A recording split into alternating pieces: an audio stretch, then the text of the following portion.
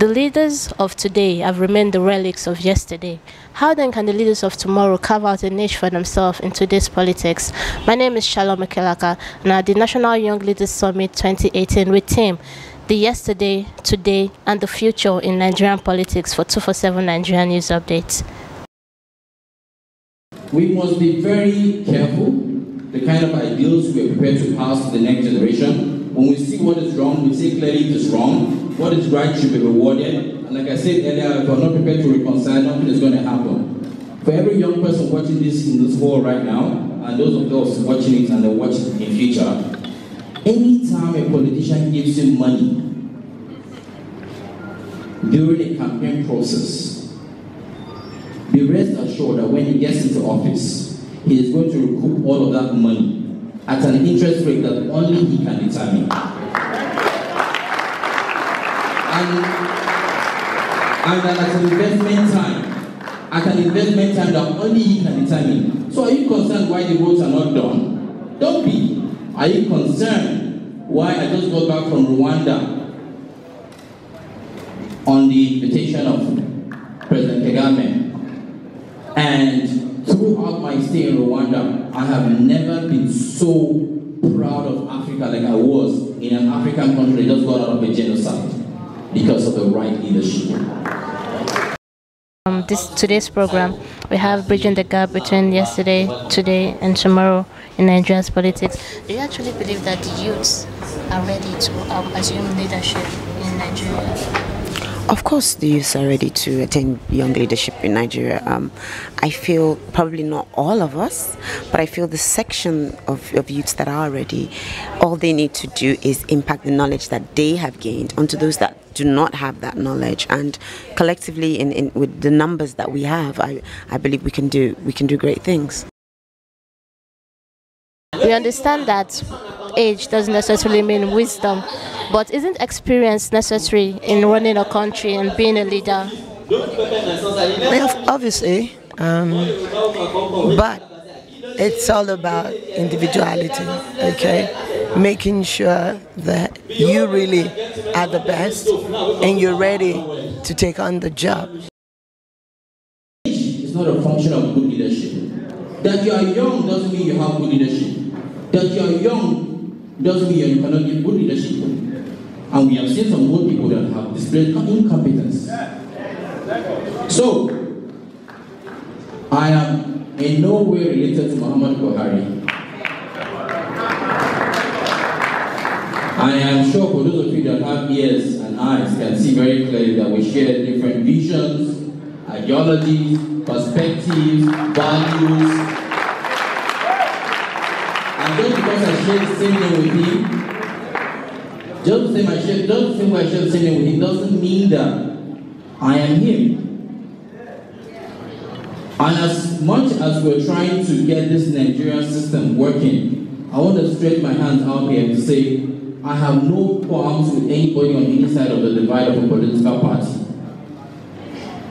And we must remember that as much as we scream and yell for either political parties on either of the sides, we must always remember that these parties have not clearly defined an ideology that they stand for. So, if we must succeed, I'm talking to my generation now, if we must succeed, that table that they sit down and design the kind of Nigeria that they want for themselves, I am saying they're not letting us come in there to share our ideas and get it working right. We should move to our own table. All of us. The duty of taking Nigeria forward from where it is now, the state of morass right now, is everybody's duty. It's not going to be just for one guy who managed to vie for presidency. But again, I like the fact that there's a lot of buzz right now. Given the theme of today's program, how feasible is it for the youths to bridge the gap between yesterday and today in Nigeria's politics? Well, I think it is very feasible, but what I'm going to say is I will urge the youth to really work hard towards bridging the gap. 1, 2, honesty comes to play. And we have to retrack or retrace our steps so that the youths would not commit the mistakes that the elderly ones had committed. How ready are the youths of today to bridge that gap, to actually take over leadership in Nigeria? Thank you for the opportunity. It's good to be here. First of all, I want to wish Ojikutu a happy birthday. He's a good friend, he's a true nationalist, and that is why we're all here to support him. But to respond to the theme of this event, which I happen to be one of the panelists, I think it's important for us to understand where we're coming from, and where we are and where we want to go to. The biggest problem with Nigeria is the fact that we've not allowed responsibility to be transferred from one generation to the next. When we say responsibility should be transferred, what we're just saying is we should plan a succession. This will be a succession plan where you say, okay, fine, if I've run the system for this long, I need to allow young people to take part. And in allowing young people to take part, we're not saying that you just hand it over to us, but they should give us a fair and balanced platform to actually contest. And we'll also be hoping that the media on their own part will try as much as possible to sell the agenda that we're trying to sell.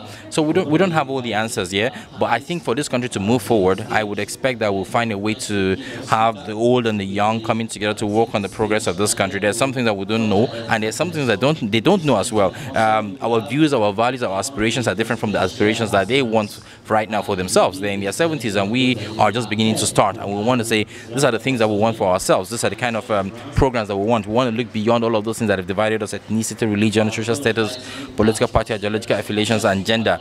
Even age bracket, and say, you know what, we want people that are united, that are secure, a system that is truly decentralized, and more than anything else, we want a country where we can leverage on our comparative economic advantages. And in trying to do all of that, we need proper data management systems that can help us plan and forecast. These are the things that we stand for, and so these are the things we'll be talking about today, to let them understand that we do understand some of the problems, we want to work on them, but we think more than anything that the attitude of the Nigerian people have got to change, and that is what we want to work together collectively. Every politics is local. It's about your community, your constituency, and your environment. So forget all the hype and everything you see out there. Until you can solidify your base, you don't have any edge or advantage in politics. And so, Bukola Saraki decamp 2 days ago. What was peculiar about Bukola Saraki decamping 2 days ago was not just about him decamping, but the fact that he decamped with a sitting governor, the member of his entire State House of Assembly, and a senior member of the party National Working Committee, because he has a base. Politics is local, but with technology, you can take your politics local. G-L-O-C-A-L. Politics is local, but you can take your politics local by using technology. I'll give you a few examples.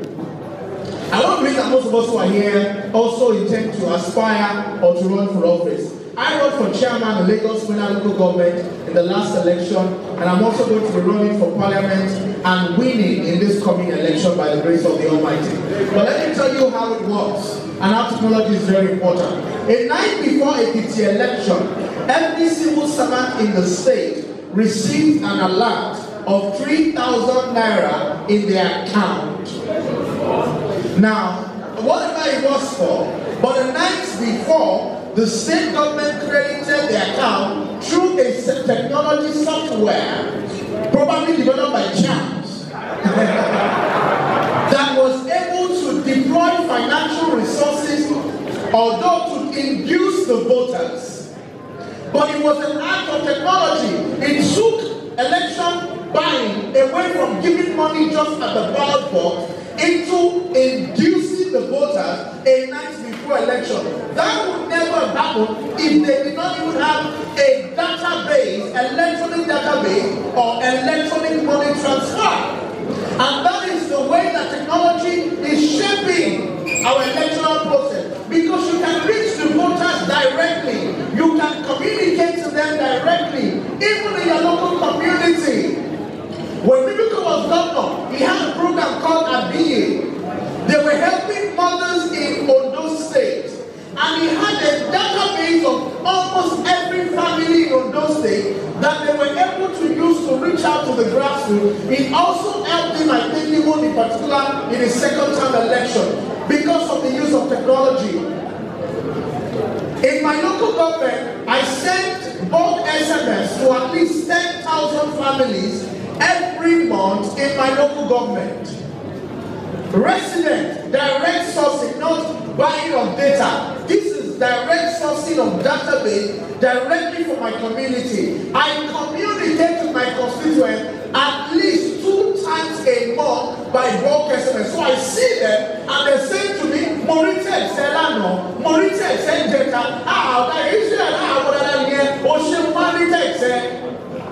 because I connect with them. Politics is about connection. It is local. So you must be able to deploy technology to be able to send your message. That's one example. We have a lot of the older generation, and even now the younger generation, not everybody is really interested in going for political office. And how can we then bridge the gap between yesterday and then tomorrow? That's why I said it's important that you spend all the energy in rebuilding the new rather than just condemning the old, okay? And it's only after that that you're ready to take on that mantle of leadership, okay? And so it's important that the young ones get involved, and not tomorrow, today, now, okay? The more, the better, but the realization that everybody really is a potential leader. You just need to get it out of you and use it to add value to your community. All right, thank you very much. Has there been an issue of money politics or vote buying before now? And now that the issue of politics and vote buying, what's the way out for young leaders? Thank you for the question. Thank you very much. Good morning, ladies and gentlemen. Before I continue, I would like to first of all congratulate my friend Ojikutu on your 40th birthday. Welcome to the League of 40s. So the question is asking very clearly, do we think that issue of vote buying has always been part of our politics, or is it new? The truth of the matter is there's always been some level of irregularities in our democratic process. The process that gets us into office, while we're in the office, and even when we leave office. But before I actually delve into if these things happen and how they happen or how we can rectify them, it's important for us to understand where we're coming from. And that is why I really particularly like the theme, which says the yesterday, today, and the future in Nigerian politics. There is no way we're going to be getting our systems right because of the activities that have happened in the past. Some of the things that have happened in the past include a brutal 1966 coup, a civil war that hasn't been reconciled. We had more coups. We had a democratic election that was won and annulled. We have people whose actions, if bad, do not get the right consequences. If good, do not get rewarded. Until a system, until a culture, until a people understand that before you can move forward, you would have to sit down, you would have to reconcile, you would have to understand, you would have to forgive, and you have to move on. If these things do not happen, we can't have that country, that nation that we're looking for. So more than anything else, why we seem to have a problem at this very crucial time in our democratic process, or in the campaign process that gives us our elected officials, is because we have not been able to transfer responsibility. And if you hear me clearly, I did not say power, but we've not been able to transfer responsibility from one generation to the next generation at the right time. When this happens, a vacuum is created. When you create this vacuum can be filled up with anything. It can be filled up with Boko Haram. It can be filled up with the thugs. it can be filled up with kidnappers. It can be filled up with baby factories. It can be filled up with all the kind of insecurity that we experience today. So before we can have all the irregularities that happen during our campaign process, whether it be thuggery or money politics, we must, as a nation, as a people, look beyond all of those things that divide us. And first of all, reconcile those things I mentioned earlier. Those who were the perpetrators of those crimes must come out and ask for forgiveness. And we must be prepared to accept those forgiveness. Forgive them and let's move forward. Because as we talk right now, we haven't been able to get to that nation that we want.